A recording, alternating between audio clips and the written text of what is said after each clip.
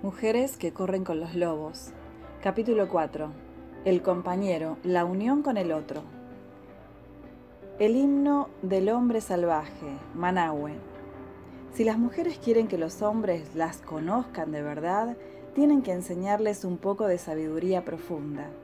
Algunas mujeres dicen que están cansadas, que ya han hecho demasiado a este respecto. Me atrevo a decir humildemente que han estado intentando enseñar a un hombre que no quiere aprender. Cuando los hombres ponen de manifiesto una buena disposición, es el momento de revelarles cosas no solo por este motivo, sino porque otra alma lo pide. Ya lo verás. He aquí algunas de las cosas que ayudarán a un hombre a comprender y a salir a medio camino al encuentro de la mujer. Este es el lenguaje, nuestro lenguaje. En los mitos, como en la vida, no cabe duda de que el hombre salvaje busca a una esposa de debajo de la tierra. En los relatos celtas hay célebres parejas de dioses salvajes que se aman de esta manera. A menudo habitan en el fondo de un lago, desde donde protegen la vida y el mundo subterráneos. En los mitos babilonios, Inanna, la de los muslos de cedro, llama a su amado, el toro Plou. Ven a cubrirme con tu furia salvaje. En los tiempos modernos, incluso hoy en día, en el medio oeste de Estados Unidos, aún se dice que la madre y el padre de Dios crean los truenos revolcándose en su lecho primaveral. De igual modo, nada le gusta más a la mujer salvaje que un compañero que se le pueda igualar. Sin embargo, una y otra vez, quizá desde el principio de la infinidad, los que quisieran ser sus compañeros no están muy seguros de comprender su verdadera naturaleza. ¿Qué desea realmente una mujer? Es una pregunta muy antigua, un acertijo espiritual acerca de la naturaleza salvaje y misteriosa que poseen todas las mujeres. Mientras que la vieja del cuento de la viuda de Bath de Chaucer dijo con voz cascada que la respuesta a esta pregunta era que las mujeres deseaban ejercer soberanía sobre su propia vida, lo cual es un hecho indiscutible. Hay otra verdad, igualmente poderosa, que satisface también esa pregunta. He aquí un cuento que explica cuál es la verdadera naturaleza de las mujeres. Los que se esfuerzan en comprender la forma de ser y actuar que se muestra en el cuento serán para siempre compañeros y amantes de la mujer salvaje. Hace mucho tiempo, la señorita B. Washington me regaló un pequeño cuento afroamericano que yo he ampliado y convertido aquí en un cuento literario titulado Manahue. Y el cuento dice: un hombre fue a cortejar a dos hermanas gemelas, pero el padre le dijo: no podrás casarte con ellas hasta que no adivines sus nombres. Aunque Manahue lo intentó repetidamente, no pudo adivinar los nombres de las hermanas. El padre de las jóvenes sacudió la cabeza y rechazó a Manahue una y otra vez. Un día Manahue llevó consigo a su perrito en una de sus visitas adivinatorias y el perrito vio que una hermana era más guapa que la otra y que la segunda era más dulce que la primera. A pesar de que ninguna de las dos hermanas poseía ambas cualidades, al perrito le gustaron mucho las dos, pues ambas le daban golosinas y le miraban a los ojos sonriendo. Ahí ladra el perrito. Aquel día Manahue tampoco consiguió adivinar los nombres de las jóvenes y volvió tristemente a su casa. Pero el perrito regresó corriendo a la cabaña de las jóvenes. Allí acercó la oreja a una de las paredes laterales y oyó que las mujeres comentaban entre risas lo guapo y viril que era Manahue. Mientras hablaban, Las hermanas se llamaban la una a la otra por sus respectivos nombres y el perrito lo oyó y regresó a la mayor rapidez posible junto a su amo para decírselo. Pero por el camino un león había dejado un gran hueso con restos de carne al borde del sendero y el perrito lo olfateó inmediatamente y sin pensarlo dos veces se escondió entre la maleza arrastrando el hueso. Allí empezó a comerse la carne y a lamer el hueso hasta arrancarle todo el sabor. De repente el perrito recordó su olvidada misión, pero por desgracia también había olvidado los nombres de las jóvenes. Corrió por segunda vez a la cabaña de las gemelas. Esta vez ya era de noche y las muchachas se estaban untando mutuamente los brazos y las piernas con aceite como si se estuvieran preparando para una fiesta. Una vez más, el perrito las oyó llamarse entre sí por sus nombres. Pegó un brinco de alegría y mientras regresaba por el camino que conducía a la cabaña de Manahue, aspiró desde la maleza el olor de la nuez moscada. Nada le gustaba más al perrito que la nuez moscada. Se apartó rápidamente del camino y corrió al lugar donde una exquisita empanada de kumquat se estaba enfriando sobre un tronco. La empanada desapareció en un santiamén y al perrito le quedó un delicioso aroma de nuez moscada en el aliento. Mientras trotaba a casa con la tripa llena, trató de recordar los nombres de las jóvenes, pero una vez más los había olvidado. Al final, el perrito regresó de nuevo a la cabaña de las jóvenes y esta vez las hermanas se estaban preparando para casarse. ¡Oh, no!, pensó el perrito. Ya casi no hay tiempo. Cuando las hermanas se volvieron a llamar mutuamente por sus nombres, el perrito se grabó los nombres en la mente y se alejó a toda prisa, firmemente decidido a no permitir que nada le impidiera comunicar de inmediato los dos valiosos nombres a Manahue. El perrito en el camino vio los restos de una pequeña presa recién muerta por las fieras, pero no hizo caso y pasó de largo. Por un instante le pareció aspirar una varada de nuez moscada en el aire, pero no hizo caso y siguió corriendo sin descanso hacia la casa de su amo. Sin embargo, el perrito no esperaba tropezarse con un oscuro desconocido que, saliendo de entre los arbustos, lo agarró por el cuello y lo sacudió con tal fuerza que poco faltó para que se le cayera el rabo.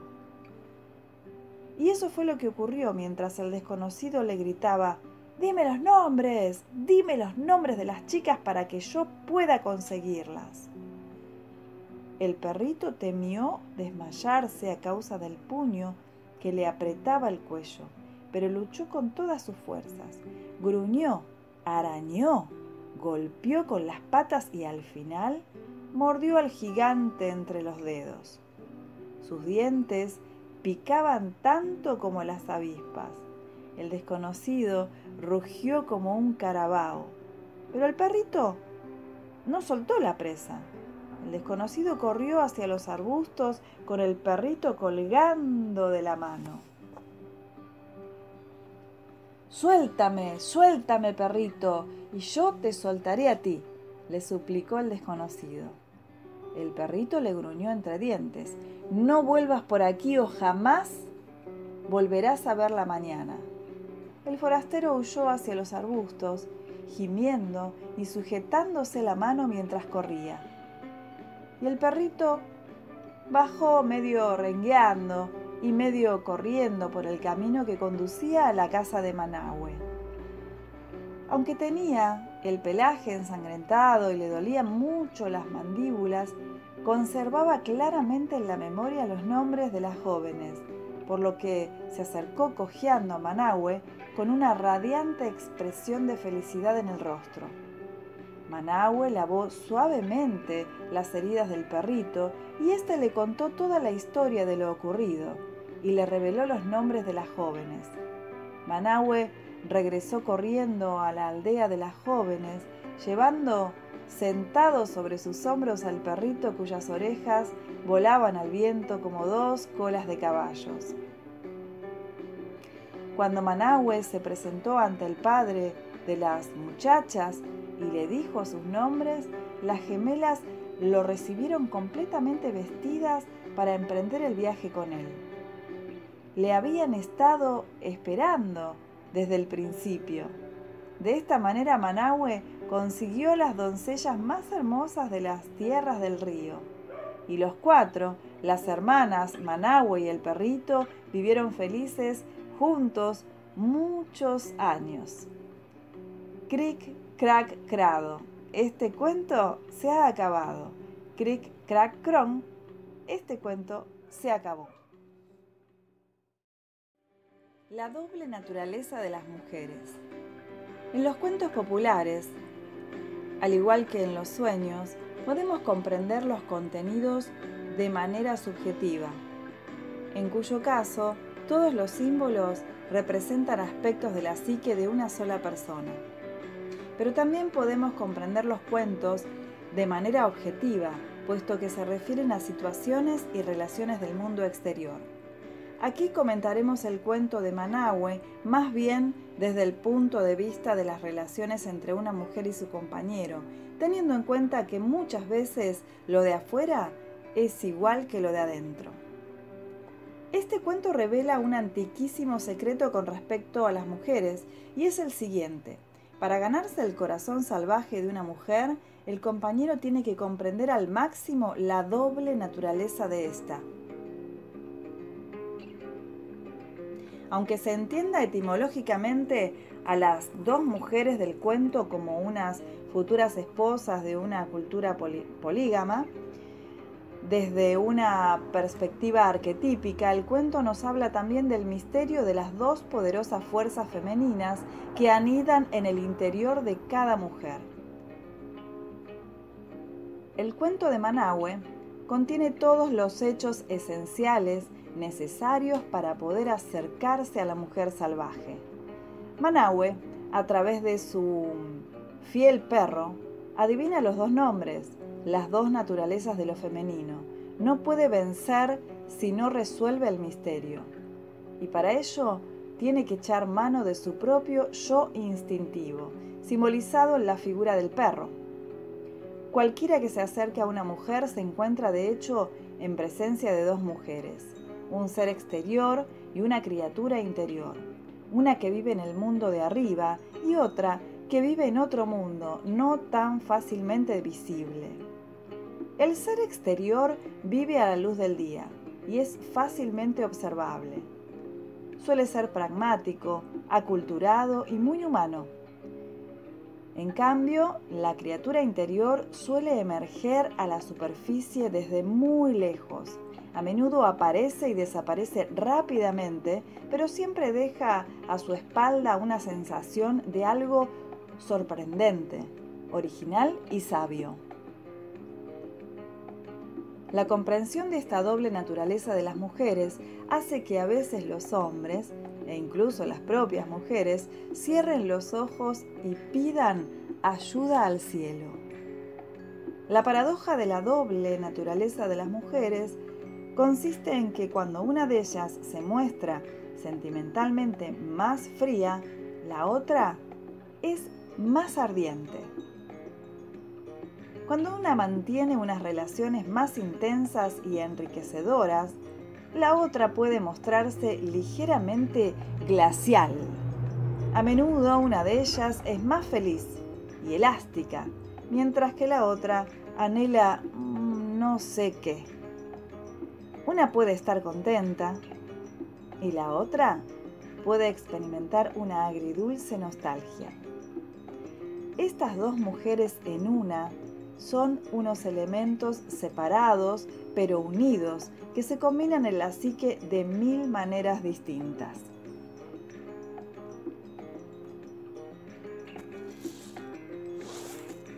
El poder de dos. Aunque cada faceta de la naturaleza de la mujer constituye un ente aparte con distintas funciones y un conocimiento diferenciado, ambas poseen una conciencia o interpretación mutua, tal como ocurre entre el cerebro y su corpus callosum, y por consiguiente actúan como un todo. Cuando una mujer esconde o favorece demasiado una de sus facetas, vive una existencia muy desequilibrada, que le impide el acceso a todo su poder. Y eso no es bueno.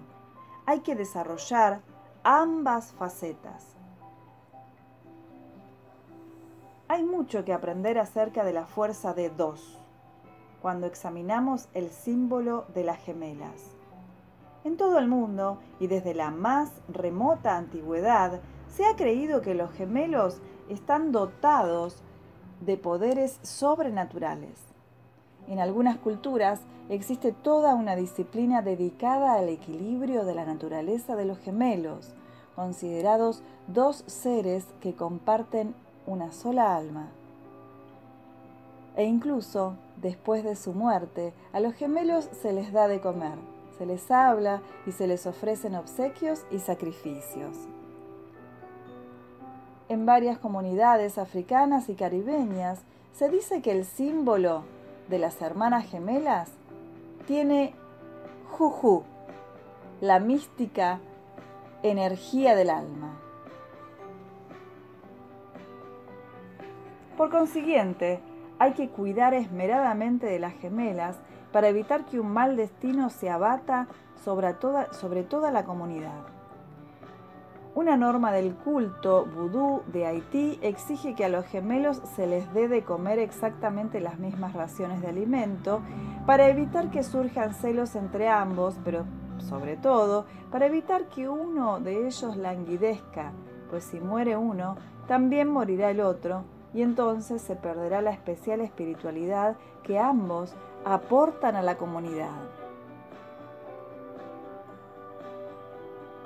De igual modo, una mujer posee un poder extraordinario cuando los dos aspectos de su psique se reconocen conscientemente y se perciben como una unidad juntas y no separadas. El poder de dos es muy fuerte y no debe descuidarse ninguna de las facetas de la dualidad. Se las tiene que alimentar por igual, pues ambas aportan un misterioso poder al individuo. Una vez un viejo afroamericano del Medio Sur me contó un cuento. Salió de un callejón mientras yo permanecía sentada entre las pintadas de un aparcamiento del centro de una ciudad. Muchas personas lo hubieran calificado de loco, pues hablaba con todo el mundo sin dirigirse a nadie en particular. Avanzaba con un dedo extendido, como si estuviera tanteando la dirección del viento. Las cuentistas dicen que estas personas han sido tocadas por los dioses. En nuestra tradición, a un hombre así lo llamaríamos el bulto, pues las almas como él llevan una cierta mercancía y la muestran a quien quiera verla, a cualquiera que tenga ojos para verla y sentido común para acogerla. Aquel simpático bulto, en particular, me contó el siguiente cuento. Gira en torno a cierta transmisión ancestral y se titula Una ramita, dos ramitas. Así actúan los viejos reyes africanos, me dijo en un susurro. En el cuento un anciano se está muriendo y convoca en torno a sí a los suyos. A cada uno de sus muchos hijos, esposas, parientes, le entrega una corta y resistente ramita. «Romped la ramita», les ordena. Con cierto esfuerzo todos rompen la ramita por la mitad. Eso es lo que ocurre cuando un alma está sola y no tiene a nadie. Se rompe fácilmente. Después el viejo les dio a cada uno de sus parientes otra ramita y les dijo: «Así me gustaría que vivierais cuando yo haya muerto. Reunid todas las ramitas en haces de 2 y de 3, y ahora quebrad los haces por la mitad». Nadie puede quebrar las ramitas cuando forman un haz de 2 o 3.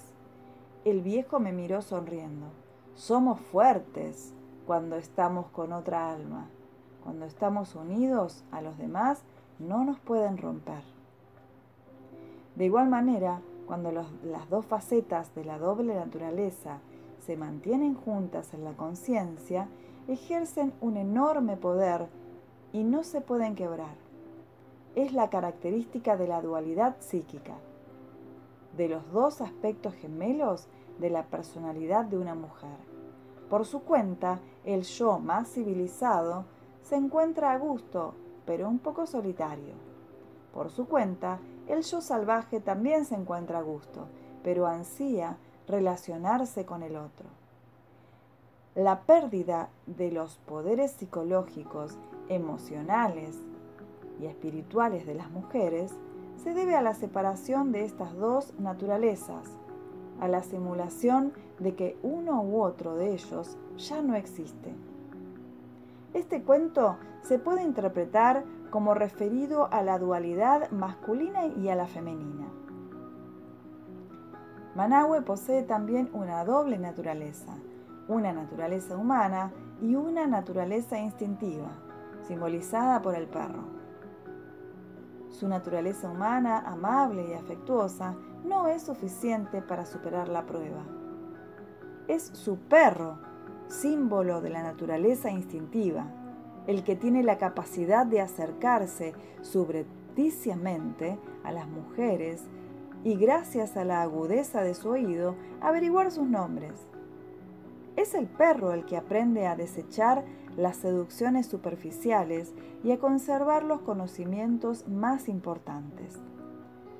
Es el perro de Manaue el que posee un fino oído y es dueño de una tenacidad y un instinto que lo lleva a ocultarse junto a las paredes y a buscar, perseguir y recuperar las ideas valiosas. Como en otros cuentos de hadas, las fuerzas masculinas pueden poseer una energía de tipo barba azul o una energía tan aniquiladora como la de la raposa, con la cual intentarán destruir la doble naturaleza de las mujeres.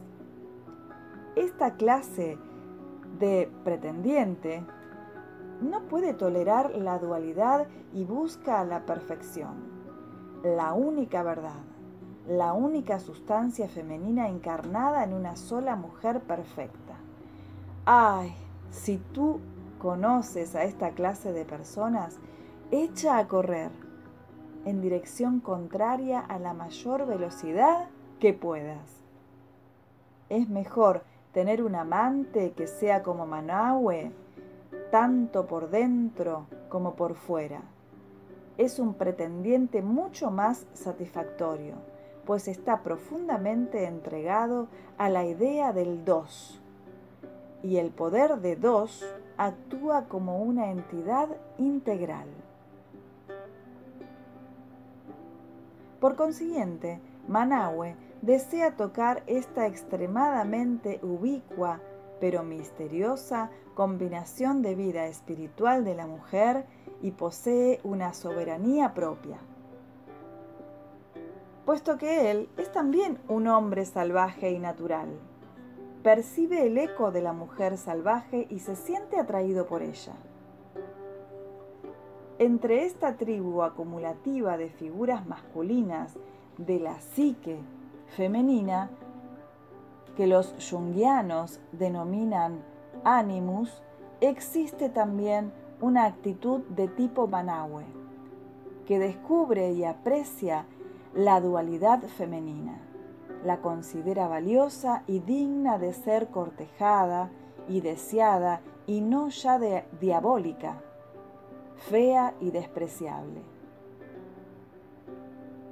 Manaue, tanto si es una figura externa como si es interna, representa un amante audaz, pero rebosante de confianza, cuyo mayor deseo es nombrar y comprender la misteriosa y luminosa dualidad de la naturaleza femenina.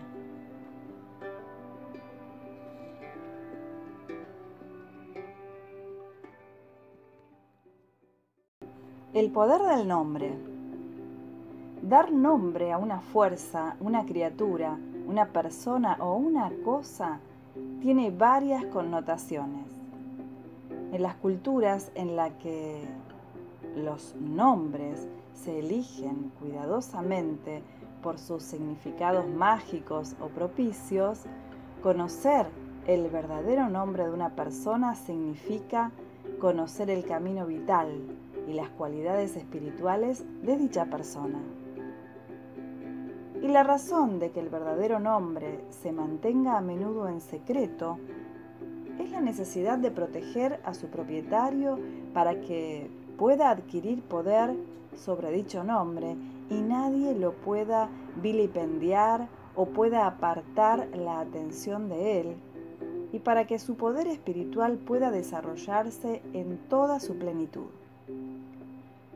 En los cuentos de hadas y las narraciones populares, el nombre tiene varios aspectos adicionales, lo cual queda claramente de manifiesto en el cuento de Manahue. Aunque en algunos cuentos el protagonista busca el nombre de una fuerza perversa para poder dominarla, por regla general la búsqueda del nombre obedece al deseo de evocar esta fuerza o a esta persona, a la necesidad de estar cerca de esta persona y establecer una relación con ella. Es lo que ocurre en el cuento de Manahue. Este va y viene una y otra vez en un sincero intento de acercarse al poder de las dos. Le interesa nombrarlas, no para adueñarse de su poder, sino para adquirir un poder propio igual al suyo. Conocer los nombres equivale a adquirir y conservar la conciencia de la doble naturaleza. Por mucho que uno lo desee e incluso recurriendo al uso del propio poder, no se puede establecer una relación profunda sin conocer los nombres. La adivinación de los nombres de la doble naturaleza, es decir, de las dos hermanas, es inicialmente una tarea tan difícil para las mujeres como para los hombres. Pero no tenemos que preocuparnos demasiado. El solo hecho de que nos interese descubrir los nombres significa que ya vamos por buen camino. ¿Y cuáles son exactamente los nombres de estas dos hermanas simbólicas de la psique femenina? Como es natural, los nombres de las dualidades varían según las personas, pero tienden a ser, en cierto modo, contrarios. Tal como ocurre con buena parte del mundo natural, es posible que al principio los nombres nos parezcan inmensos y pensemos que carecen de una pauta o repetición determinada. Pero en un minucioso examen de la doble naturaleza, haciendo preguntas y prestando atención a las respuestas, no tardará en revelarnos una pauta que efectivamente es muy amplia, pero que posee una estabilidad semejante al flujo y reflujo de las mareas. La pleamar y la bajamar son predecibles y pueden trazarse mapas de sus corrientes profundas. En la cuestión de la adivinación de los nombres, pronunciar el nombre de una persona es formular un deseo o una bendición acerca de él cada vez que se pronuncia. Nombramos estos dos temperamentos que llevamos dentro para casar el ego con el espíritu. Esta pronunciación del nombre y este casamiento se llaman, con palabras humanas, amor propio. Cuando se produce entre dos personas individuales se llama amor recíproco. Manahue trata una y otra vez de adivinar los nombres, pero solo con su naturaleza exterior no consigue adivinar los nombres de las gemelas. El perro, como representante de la intuición, actúa al servicio de Manahue. Las mujeres ansían a menudo encontrar a un compañero que tenga esta clase de paciencia y el ingenio necesario para seguir intentando comprender su naturaleza profunda. Cuando encuentra a un compañero de este tipo, lo hace objeto de su lealtad y amor durante toda su vida. En el cuento, el padre de las gemelas actúa de guardián de la pareja mística. Es el símbolo de un rasgo intrapsíquico real que protege la integridad de unas cosas que tienen que permanecer unidas y no separadas. Él es quien somete a prueba el valor, la idoneidad del pretendiente. Es bueno que las mujeres tengan este vigilante. En este sentido, se podría decir que una psique sana somete a prueba todos los nuevos elementos que piden permiso para incorporarse a ella. Que la psique posee una integridad cuya protección exige un proceso de selección. Una psique sana, poseedora de un paternal vigilante, no acepta sin más cualquier viejo pensamiento o cualquier actitud o persona. Solo acepta los que poseen capacidad de percepción consciente o se esfuerzan por alcanzarla. El padre de las dos hermanas dice: espera, hasta que no me convenzas de que te interesa realmente conocer la verdadera esencia, los verdaderos nombres, no podrás tener a mis hijas. El padre quiere decir, no podrás comprender los misterios de las mujeres con solo pedirlo. Primero tienes que esforzarte. Tienes que estar dispuesto a entregarte por entero. Tienes que imaginarte cada vez más cerca de la auténtica verdad de este rompecabezas espiritual femenino, de este esfuerzo que es no solo un descenso, sino también un enigma.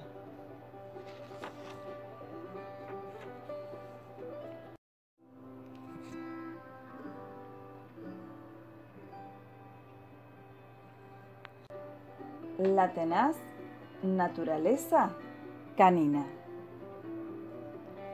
El perrito del cuento muestra exactamente de qué manera actúa la tenacidad psíquica. Los perros son los magos del universo. Con su sola presencia transforman a las personas malhumoradas en sonrientes, a las personas tristes en menos tristes. Engendran relaciones. Como en la antigua epopeya babilónica de Gilgamesh, en la que Enkidu, el peludo hombre animal, es el contrapunto de Gilgamesh, el rey excesivamente racional, el perro constituye una de las dos naturalezas del hombre. Es la naturaleza del bosque, la que puede seguir el rastro, la que percibe lo que son las cosas. Al perro le gustan las hermanas porque éstas le dan de comer y le sonríen. Lo místico femenino comprende y acepta de buen grado la naturaleza instintiva del perro. El perro representa, entre otras cosas, el o la que ama fácilmente y durante mucho tiempo con todo su corazón, que perdona sin esfuerzo, que es capaz de correr durante largo rato y de luchar hasta morir en caso necesario. La naturaleza canina nos da las claves concretas sobre la forma en que un compañero se ganará el corazón de las hermanas gemelas y de la mujer salvaje, y la clave principal es: vuelve una y otra vez. Manaue no consigue adivinar los nombres y regresa tristemente a casa. Pero el perrito vuelve a la cabaña de las hermanas y presta atención hasta que oye los nombres. En el mundo de los arquetipos, la naturaleza canina es psicopompa, mensajera entre el mundo superior y el oscuro mundo inferior, y tónica, es decir, originaria de las más oscuras y remotas regiones de la psique, las que desde tiempo inmemorial se han venido llamando el infierno o mundo subterráneo de ultratumba. Un compañero tiene que llegar a esta sensibilidad para poder comprender la doble naturaleza. El perro es parecido al lobo, solo que un poco más civilizado, si bien, tal como se ve en el resto del cuento, no demasiado. Este perrito, en su calidad de psicopompo, representa la psique instintiva. Oye y ve las cosas de manera distinta a como lo hace un ser humano. Llega a unos niveles que el ego jamás conseguiría imaginar por su cuenta. Oye unas palabras y unas instrucciones que el ego no puede oír y se guía por lo que oye.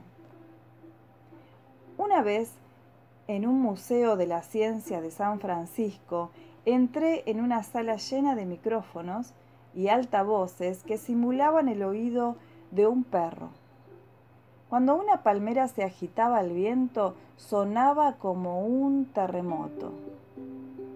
Cuando unas pisadas se acercaban desde lejos, era como si alguien estrujara contra mi oído 1.000.000 de bolsas de palomitas de maíz. El mundo del perro está lleno de constantes cataclismos acústicos, unos cataclismos acústicos que nosotros, los seres humanos, no percibimos en absoluto. Pero el perrito sí.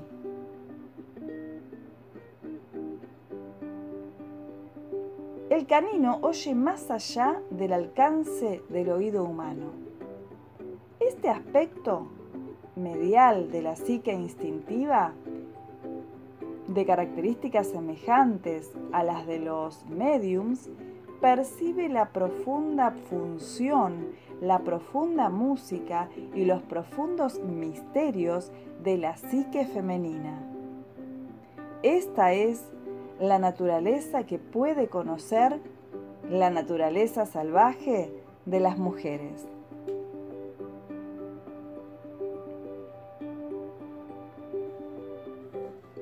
El sigiloso apetito seductor.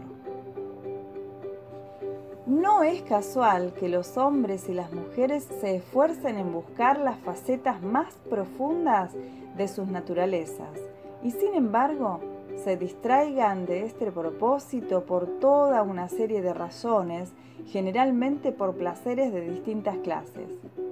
Algunos se aficionan a dichos placeres, se quedan perennemente enredados en ellos y jamás reanudan su tarea.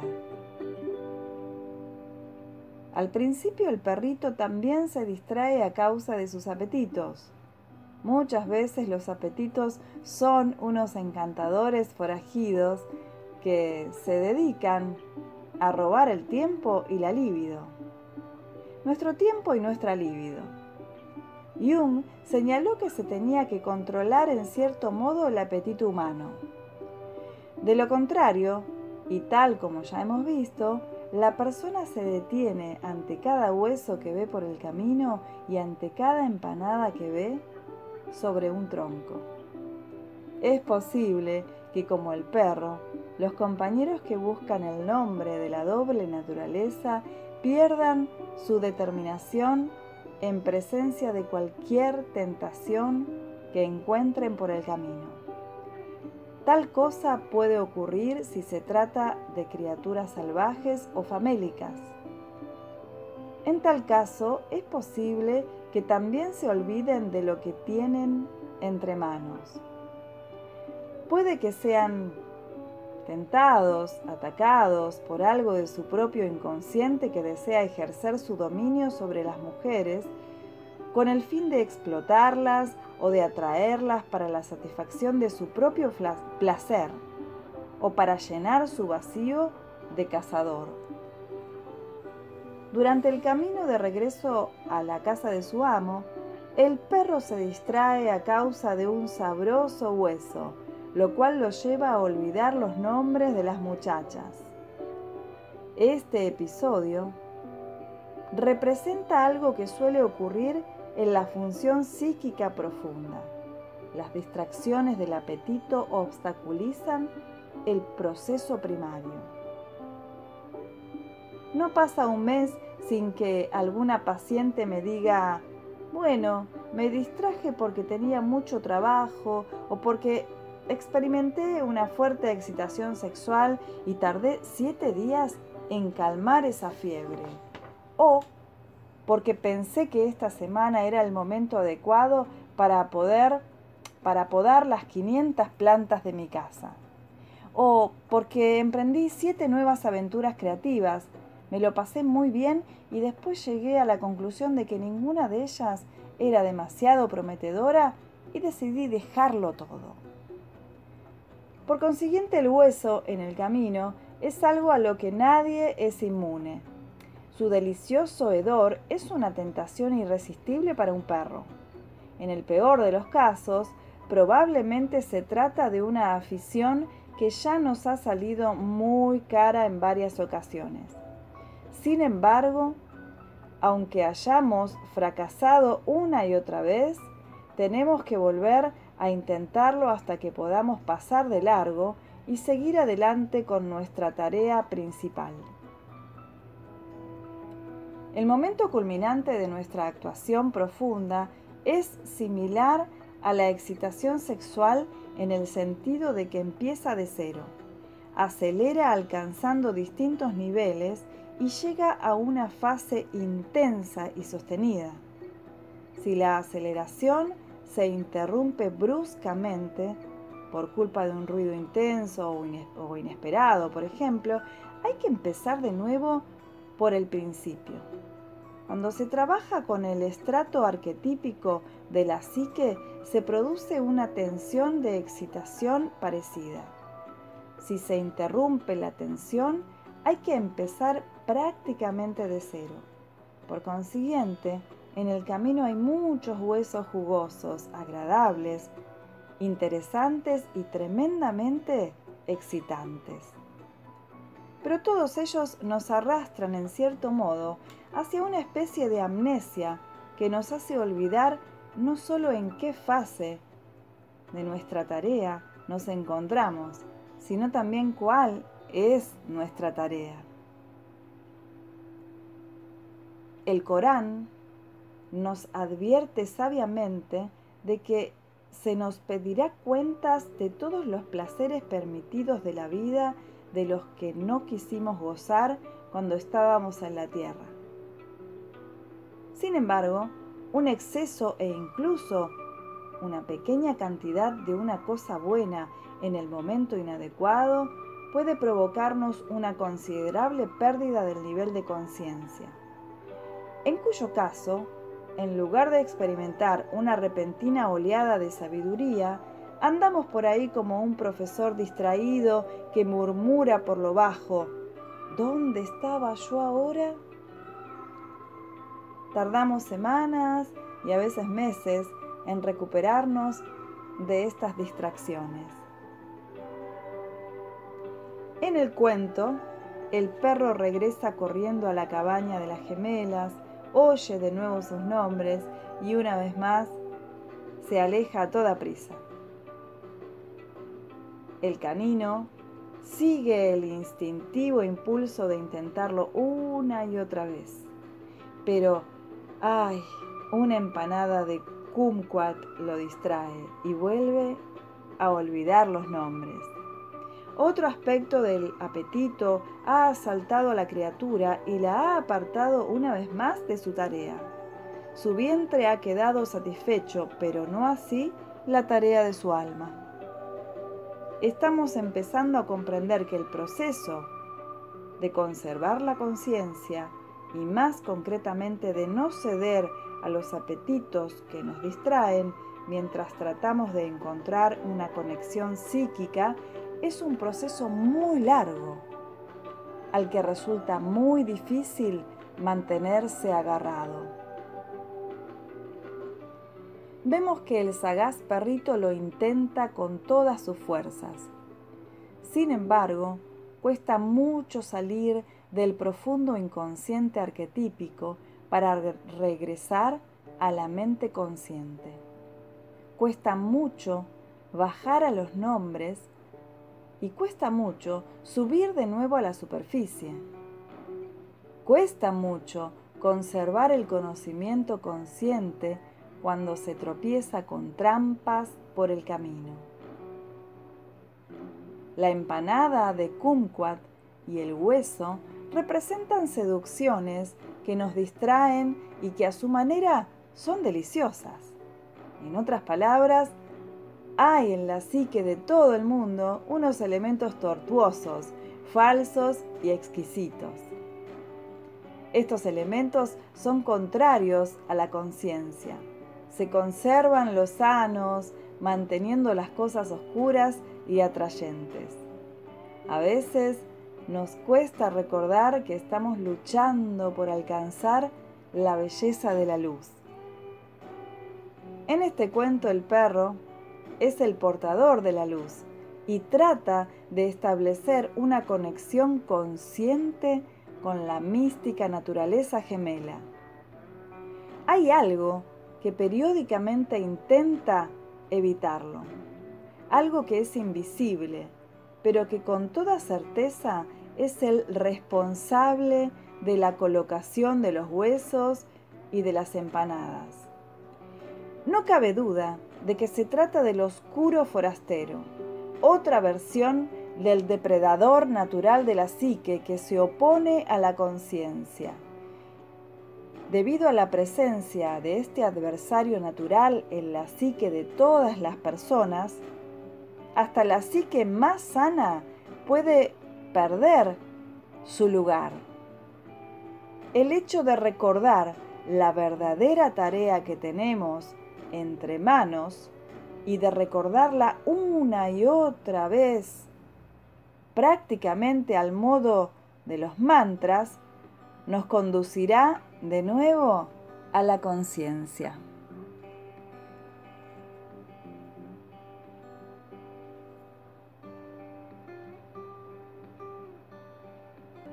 La adquisición de la fiereza. El perrito aprende una vez más los nombres de las mujeres y regresa corriendo junto a su amo. Pasa de largo por delante del festín del camino y de los deliciosos efluvios procedentes de los arbustos. Vemos aquí que la intensidad de la conciencia de la psique está aumentando. La psique instintiva ha aprendido a reprimirse, a respetar la prioridad y a concentrarse. Se niega a distraerse. Ahora está atenta. Pero como llovido del cielo, una cosa oscura se abalanza de repente sobre el perrito. El desconocido sacude al perro y le grita: «Dime los nombres. ¿Cómo se llaman las jóvenes para que yo pueda conseguirlas?» Al desconocido no le interesa la doble naturaleza ni las mejores cualidades de la psique. Para él, lo femenino es una posesión que desea adquirir y nada más. El desconocido puede ser una persona real del mundo exterior o un complejo negativo del interior. No importa lo que sea, pues el efecto devastador es el mismo.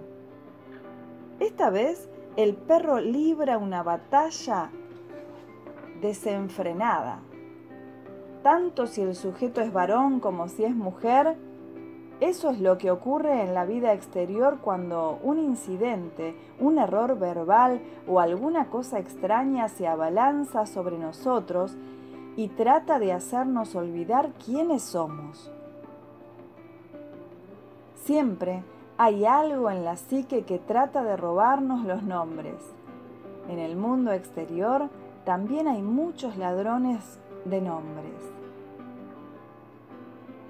En el cuento, el perrito lucha con denuedo.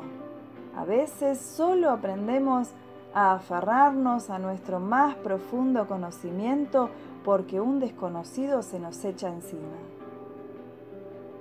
Entonces, tenemos que luchar por lo que más queremos, por aquello que tenemos entre manos, por nuestro desarrollo más allá de nuestros motivos espirituales superficiales, lo que Robert Bly llama el deseo de sentirnos maravillosamente, por mantenernos aferrados al conocimiento profundo, por terminar lo que hemos empezado.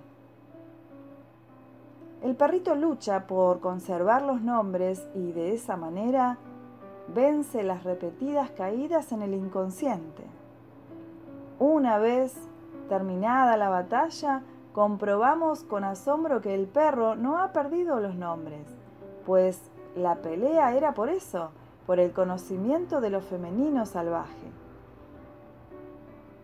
Quien quiera que lo posea tiene el mismo poder que la mujer.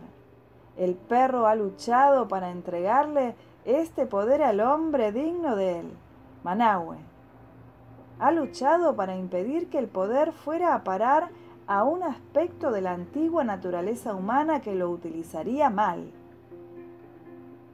La entrega del poder a unas manos adecuadas es tan importante como el descubrimiento de los nombres. El heroico perro entrega los nombres a Manahue, el cual los ofrece al padre de las jóvenes. Las muchachas ya están preparadas para irse con Manahue. Han estado esperando desde el principio que Manahue descubriera y conservara el conocimiento inconsciente de su naturaleza intrínseca. Vemos, por tanto, que las dos cosas que impiden el progreso en estas cuestiones son las distracciones del propio apetito y el oscuro desconocido, el cual puede ser un innato opresor del interior de la psique o una persona o situación del mundo exterior.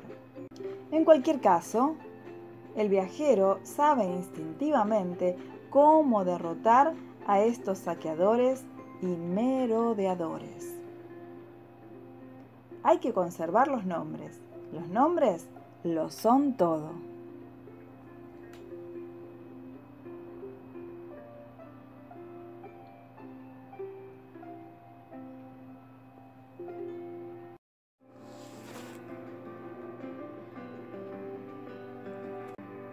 La mujer interior. A veces las mujeres se cansan y se ponen nerviosas, aguardando que sus compañeros las comprendan. ¿Cómo es posible que no sepan lo que pienso y lo que quiero?, se preguntan. Las mujeres se hartan de hacerse esta pregunta, pero el dilema tiene una solución que es eficaz y efectiva. Si una mujer quiere que su compañero responda de esta manera, tendrá que enseñarle el secreto de la dualidad femenina. Tendrá que hablarle de la mujer interior, aquella que, añadida a ella misma, suma 2. Y lo hará enseñando a su compañero a hacerle 2 preguntas falsamente sencillas que conseguirán que se sienta vista, oída y conocida. La primera pregunta es la siguiente: ¿qué es lo que quieres? Casi todo el mundo suele formular una versión de esta pregunta, pero hay otra pregunta más esencial y es la siguiente: ¿qué es lo que quiere tu yo profundo? Si un hombre pasa por alto la doble naturaleza de una mujer y la toma por lo que parece, lo más seguro es que se lleve una sorpresa, pues cuando la naturaleza salvaje de la mujer surge de las profundidades y empieza a dejar sentir su presencia, a menudo tiene unas ideas, unos intereses y unos sentimientos muy distintos de los que había puesto de manifiesto anteriormente. Para entablar una relación segura, la mujer tendrá que hacerle a su compañero estas mismas preguntas. En nuestra calidad de mujeres, nosotras aprendemos a interrogar las dos facetas de nuestra naturaleza y también las de los demás. A través de la información que recibimos de ambas facetas, podemos establecer con toda claridad qué es lo que más valoramos y actuar en consecuencia.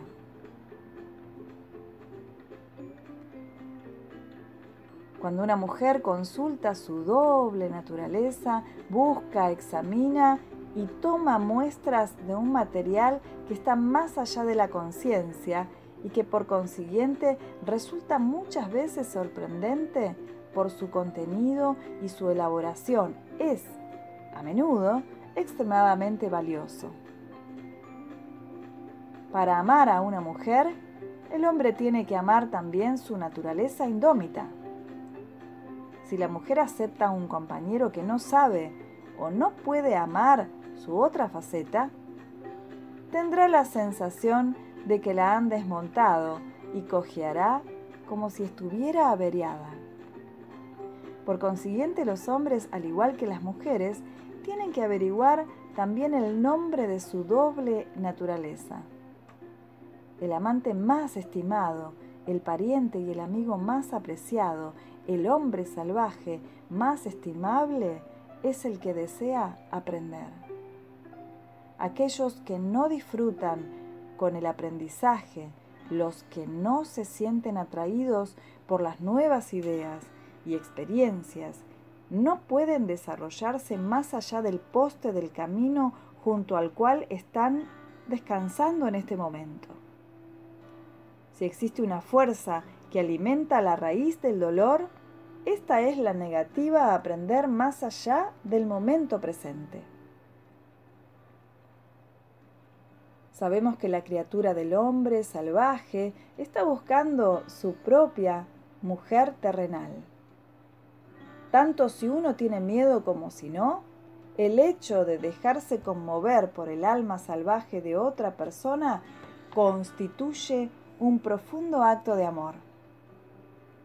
En un mundo en el que los seres humanos tienen siempre tanto miedo de perder, hay demasiadas murallas protectoras que impiden la disolución de las personas en la luminosidad de otra alma humana. El compañero de la mujer salvaje es el que posee tenacidad y paciencia espirituales, el que es capaz de enviar su propia naturaleza instintiva a atisbar bajo la tienda de la vida espiritual de una mujer y comprender lo que ve y oye allí. El mejor partido es el hombre que insiste en regresar para intentar comprender, el que no permite que los espectáculos secundarios que encuentra por el camino lo aparten de su propósito. La tarea salvaje del hombre es, por tanto, la de descubrir los verdaderos nombres de la mujer y no hacer mal uso de este conocimiento para ejercer su poder sobre ella, sino captar y comprender la sustancia luminosa de que está hecha, dejarse inundar, sorprender, escandalizar e incluso atemorizar por ella, y permanecer a su lado y cantarle sus nombres. Eso hará que a la mujer le brillen los ojos y que a él le brillen a su vez los suyos. Pero, para que no se duerma demasiado pronto sobre los laureles, queda todavía otro aspecto de los nombres de la naturaleza, doble naturaleza, un aspecto todavía más temible, pero que es esencial para todos los amantes. Mientras que una de las dos naturalezas de la mujer se podría llamar vida, la hermana gemela de la vida es una fuerza llamada muerte. La fuerza llamada muerte es una de las dos púas del tenedor magnético de la naturaleza salvaje. Si uno aprende a nombrar las dos naturalezas, al final acabará tropezando directamente con la calavera desnuda de la naturaleza de la muerte. Dicen que solo los héroes lo pueden resistir. El hombre salvaje lo puede resistir con toda certeza.